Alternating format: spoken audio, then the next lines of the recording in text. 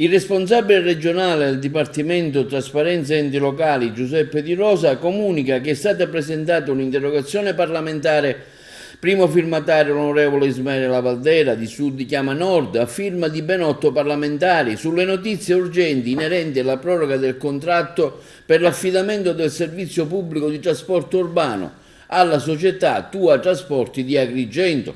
Il Codacons continua ricordando che lo scorso 7 febbraio abbiamo denunciato tutto alla stampa e agli organi preposti, abbiamo scoperto un'altra malefatta dell'amministrazione comunale attiva, ecco adesso che si occupa. Ben 8 deputati regionali, con primo firmatario l'onorevole Lavardera, che è già vicepresidente della commissione antimafia.